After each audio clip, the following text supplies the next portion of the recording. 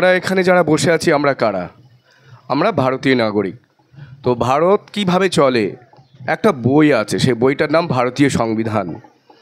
লিখেছেন অনেকজনের মতামত, একটা কনস্টিটিউশন অ্যাসেম্বলি ছিল, ডিবেটের মধ্যে দিয়ে লেখা হয়েছে।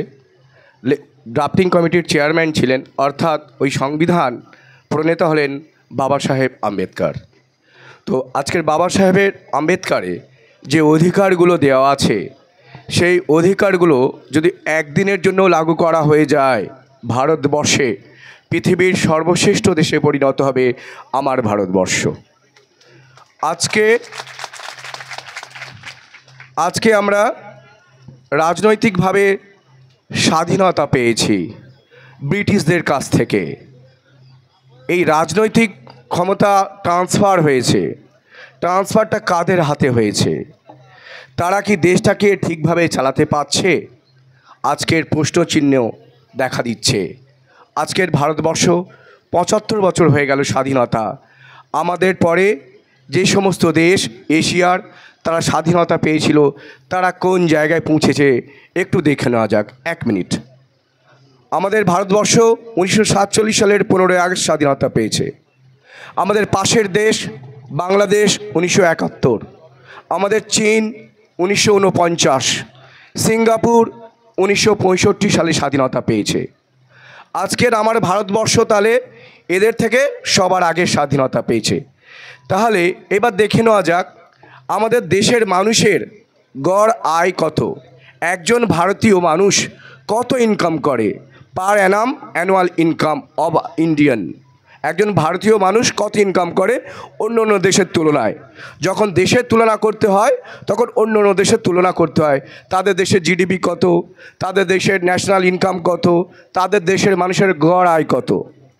আজকের আমার ভারতবর্ষের জাতীয় আয় এবং সেই আয়টাকে সমস্ত জনগণকে দিয়ে ভাগ করলে হয় মাথাপিছু আয়। তাহলে একজন ভারতীয় ইনকাম করে 1,13,000। বাংলাদেশের মানুষ ইনকাম করে 1,25,000। চায়নার একজন মানুষ ইনকাম করে বৎসরে 12 লক্ষ টাকা। সিঙ্গাপুরের একজন মানুষ ইনকাম করে বছরে 65 লক্ষ টাকা। আজকের ভারতের একজন মানুষ ইনকাম করে 1,13,000। এর দ্বারাই বোঝা যায় ভারতবর্ষ যখন স্বাধীনতা পেয়েছিল তারপরে ঠিকঠাকভাবে দেশ কোনো সরকার চালাতে পারেনি। না পেরেছে কংগ্রেস সরকার, না পেরেছে যুক্তফ্রন্ট, না পেরেছে আদার্স গভর্নমেন্ট। তারা কিন্তু আমাদের ভারতের জাতীয় আয় বা মানুষের আয় বৃদ্ধি করতে পারেনি। সে জায়গায় অন্য অন্য দেশ যারা স্বাধীনতা পেয়েছিল আমাদের পরে, তারা কিন্তু অনেক এগিয়ে গেছে। তাহলে সমস্যাটা কোথায়? ভারতের প্রতিটি মানুষের যদি আয় না বৃদ্ধি হয়, তারা সম্মানের সাথে বেঁচে থাকতে পারবে না। আয় হচ্ছে মূল চাবিকাঠি। দেশটা কত উৎপাদন করবে, কিভাবে তাদের উৎপাদন ডিস্ট্রিবিউশন করবে, এই সিস্টেমটা যদি ঠিকঠাক না থাকা যায়, তাহলে দেশের মানুষ দিনের পর দিন গরিব হয়ে যাবে, ভিখারি হয়ে যাবে, দাস হয়ে যাবে। যেমন কোম্পানি রাজত্ব আমাদের ভারতবর্ষে চলেছিল, তেমনি মোদিজির নেতৃত্বে আদানি আম্বানি কোম্পানি আবার কিন্তু ফিরে আসছে, আমাদেরকে কিন্তু দাস বানিয়ে ছাড়বে। কারণ আমাদের মানুষের বেঁচে থাকতে গেলে যে একটা সম্মানের সাথে বেঁচে থাকতে গেলে একটা ইনকাম দরকার, সেই ইনকামটা কিন্তু কোনো ভারতীয়, প্রায় 98% ভারতীয় সেই জায়গায় পৌঁছাতে পারেনি। সেই জন্য আমাদের শ্রদ্ধেয় আমাদের আইএসএফের একমাত্র বিধায়ক, যিনি বিধানসভার একজন নক্ষত্র, তিনি বারবার বলছেন মিনিমাম ওয়েজেস অ্যাক্ট চালু করা। মিনিমাম ওয়েজেস অ্যাক্ট কি? এটা একজন মানুষ আনঅর্গানাইজ সেক্টরে বা ক্যাজুয়ালে বা অন্যান্যভাবে দেশের যারা পরিষেবা দিচ্ছে তাদের বেঁচে থাকার জন্য সম্মানের সাথে ন্যূনতম মজুরি, অর্থাৎ ওই টাকা নিচে গেলে ওই ফ্যামিলিটা বা ওই যুবকটা বা ওই যুবতী তার ঘরের খরচাপাতি চালাতে পারবে না। সেটাকে বলা হয় মিনিমাম ওয়েজেস অ্যাক্ট। তাহলে এই মিনিমাম ওয়েজেস অ্যাক্ট চালু হলে আমাদের পশ্চিমবঙ্গে কারা বেশি উপকৃত হবে? আদিবাসী সম্প্রদায়ের মানুষ, সংখ্যালঘু সম্প্রদায়ের মানুষ, ওবিসি সম্প্রদায়ের মানুষ, এসটি সম্প্রদায়ের মানুষ। কারণ আমাদের এই সেকশনের মধ্যে বেশিরভাগই লোকজন নয় সিভিক পুলিশে আছে, নয় আইসিডিএসের দিদিমণি হয়ে আছে, বা অন্য অন্য ক্যাজুয়াল ওয়ার্কে যুক্ত আছে। তাহলে আমাদের বিধায়ক সাহেব যেটা বলছেন যে মিনিমাম ওয়েজেস অ্যাক্ট আমরা চালু করব যদি পশ্চিমবঙ্গে কোনো দিন আমরা ক্ষমতায় আসতে পারি, তাহলে আমরা মিনিমাম একটা যে আর্নিংস দরকার সেই আর্নিংসটা আমরা কিন্তু গ্যারান্টি দেব।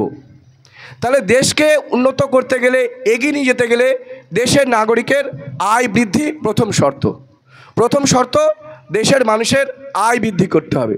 তাহলে আয় বৃদ্ধির যে প্রকল্পগুলো কেন্দ্র সরকার বা রাজ্য সরকার নিয়েছে, আমরা একটু আলোকপাত করি।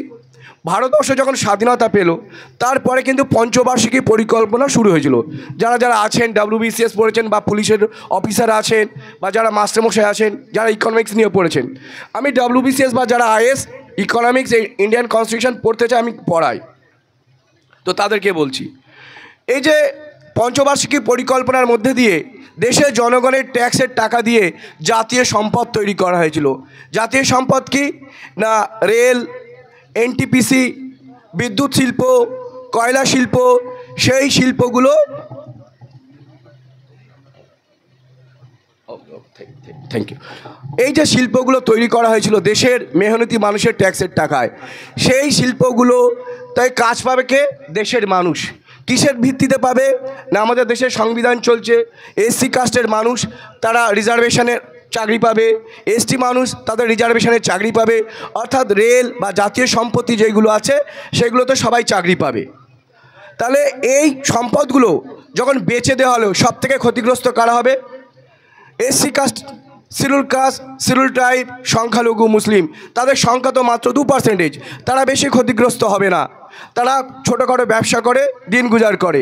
তাহলে সব থেকে বেশি ক্ষতি হলো আদিবাসী মানুষ, শিডিউল কাস্ট সম্প্রদায়ের মানুষ, OBC সম্প্রদায়ের মানুষ, যাদের রিজার্ভেশন চালু আছে। অর্থাৎ ভারতের ভূমিপুত্রদের মেধাশক্তিকে ধ্বংস করে দেওয়ার একটা চক্রান্ত মোদি সাহেব আম্বানির নেতৃত্বে করছে, অর্থাৎ কোম্পানির রাজত্ব আবার ফিরিয়ে আনতে চাইছে। তাহলে আমাদের দেশের যে নাগরিকের আয় বৃদ্ধি করার যে প্রকল্পগুলো ভারত সরকার এতদিন করেছিল দেশের মেহনতি মানুষের ট্যাক্সের টাকা দিয়ে, সেই টাকা কিন্তু আদানি ও আম্বানির হাতে তুলে দিল জলের দামে। তাহলে দেশের জাতীয় সম্পদ যখন আদানি আম্বানির হাতে তুলে দিচ্ছে, আমরা বুঝতে পারছি না, আর এখানে ধর্মের খেলা আপনাদেরকে মাতিয়ে রেখেছে। তাহলে এই ধর্মীয় রাজনীতি থেকে আমাদের বেরিয়ে আসতে হবে। এরই নাম ইন্ডিয়ান সেকুলার ফ্রন্ট। আমরা মানুষের আয় বৃদ্ধি হচ্ছে কি না এটা আমাদের প্রশ্ন থাকবে। আমরা যখন ক্ষমতায় আসব আমরা আয় বৃদ্ধি করতে পেরেছি কি না সেটা নিয়ে আপনারা প্রশ্ন তুলবেন। কটা মন্দির হলো, কটা মসজিদ হলো, কটা গির্জা হলো, এই প্রশ্নগুলো করবেন যারা ওই ক্ষেত্রে দায়িত্বে আছে। একজন শাসক সে সবসময় চেষ্টা করবে যে আমার দেশের মানুষ কিভাবে সুস্থ স্বাভাবিকভাবে বেঁচে থাকবে। তার দেশের মানুষের আয় বাড়লো কি না, GDP বাড়লো কি না, হসপিটালের সংখ্যা বাড়লো কি না, হসপিটালে যে পরিষেবাটা দেওয়া হয়েছে সেটা কোয়ালিটেটিভ হলো কি না, যে শিক্ষা ব্যবস্থা চালু আছে আনুপাতিক হারে মাস্টার যাচ্ছে কি না, সেই স্কুলের ইনফ্রাস্ট্রাকচার, ওখানে জলের ব্যবস্থা আছে কি না, সেই জলটা কোয়ালিটেটিভ ওয়াটার কিনা, সত্যি কি ড্রিঙ্কিং যোগ্য কিনা, এই যে সামাজিক ইনফ্রাস্ট্রাকচারগুলো কিন্তু গড়ে উঠবে। এবং ISF আসলে আপনার ভবিষ্যতের থেকে আপনার বাচ্চার ভবিষ্যৎ কিন্তু আমরা বেশি সিকিওর করব। কিভাবে না, আপনাদের একটা পড়াশোনার, আপনাদের তো আর পড়াশোনা হবে না, আপনাদের আর স্কুলে নিয়ে যেতে পারবো না, বাট ISF একটু দায়িত্ব নিতে পারে যে আপনার বাচ্চাকে মিনিমাম আমরা গ্র্যাজুয়েট করব, তারপরে সরকারি প্রচেষ্টায় আমরা একটা ভালো গেইনফুল ওয়ার্ক অর্থাৎ একটা চাকরি দেব। আর যাদের চাকরি দিতে পারবো না তাদের জন্য ব্যবসার পরিবেশ তৈরি করব, সেই পরিবেশে একজন যুবক বা যুবতী ব্যবসা করে সম্মানের সাথে যাতে পায়ে দাঁড়িয়ে থাকতে পারে। এই বলে আমার ক্ষুদ্র বক্তব্য শেষ করলাম। ধন্যবাদ।